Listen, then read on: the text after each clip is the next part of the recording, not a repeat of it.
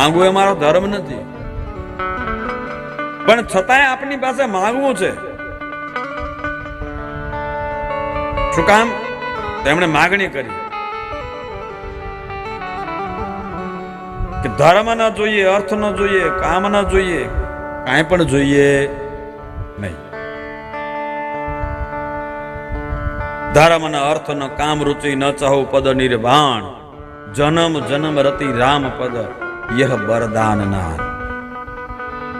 ધર્મ અર્થ કામ, અરે મુક્તિ પણ જોઈતી. 4 પુરુષાર્થની 12ની વાત કરી દીધી. બાકી તો માણસ આ માગે કંઈક તો આ 4 માયલું જ માગે, સમજી લેજો. કોઈ કામના હોય તો એ કામનાની માંગણી કરે, કોઈ અર્થની માંગણી કરે, કોઈ ધર્મની માંગણી કરે, કાંઈ ન મળે તો મોક્ષની એ માંગણી કરે. આ માગવાનું 4 માયલું જોઈએ. 4 માંથી વિશેષ કોઈ માંગવાનું આવે હોય જ નહીં.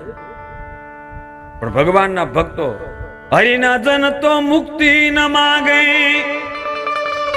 માગે જન્મ જન્મ અવતાર આવે. હરિના જન તો મુક્તિ ન માગે. મુક્તિ એ માંગતા શું માગે? કે જન્મો જન્મ હે પરમાત્મા, અમને ભલે અવતાર મળે પણ જન્મો જન્મ અમે તારા દાસના દાસ થઈ અને તારું ભજન કરતા રહીએ, તારી કથાઓ કરીએ, તારું કીર્તન કરીએ. મુક્તિ જોઈતી નથી. કાંઈ નો માગે બોલો, પણ એટલું જ કે અમને પરમાત્માની પ્રીતિ પ્રાપ્ત થાય. શિવ મહાપુરાણ શું કરે છે? ધર્મ અર્થ કામ અને મોક્ષની પ્રાપ્તિ કરાવે.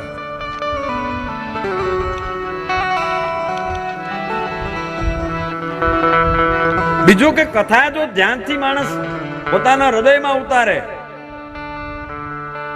સાંભળે એટલું નહીં, સાંભળે તો આખી દુનિયા છે. ક્યાં નથી સાંભળતી આખી દુનિયા? કથા તો સાંભળે જ છે ને. 24 કલાક ટીવીમાં ચાલુ હોય છે કથા, અને કથા 24 કલાક ચાલુ હોય. તમે રાત્રે 2 વાગે ખોલો તો કથા તો ચાલુ જ હોય, બંધ હોય?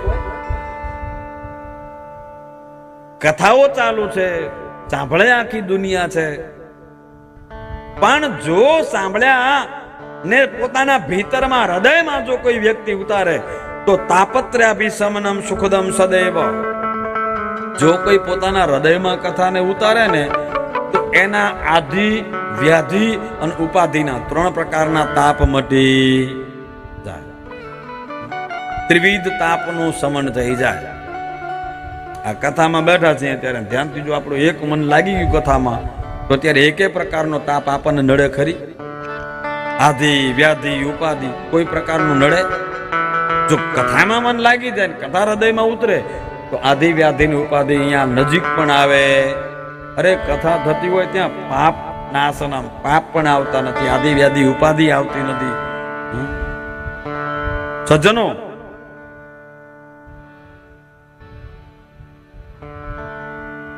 જે કથાનું શ્રવણ કરે છે, પ્રાણ પ્રિયમ વિધિ હરીશ મુખા મરાણમ, એ ભગવાનનો પ્રિય બની જાય છે. જો છેલ્લું વાક્ય છે ને, પ્રાણ પ્રિયમ, બહુ સરસ શબ્દ લખ્યો છે. આપણે દીકરાના વાલા બનીએ, ઘરવાળીના વાલા બનીએ, મા બાપના વાલા બનીએ, કેટલા બનીએ તો ભગવાન જાણે, પણ બનીએ છીએ. આપણે જગતના વાલા બનીએ છીએ, પણ કથા શું કાર્ય કરે છે? આપણને ભગવાનના વાલા બનાવી દે છે. ભગવાન આપણો બનાવી દે છે. ભગવાનના પ્રાણ પ્રિય આપણને બનાવી દે છે. ભગવાન એમ કહેતો થઈ જાય કે આ મારો પ્રાણ પ્રિય છે, આ મને વાલો છે. આ કથા કામ કરે.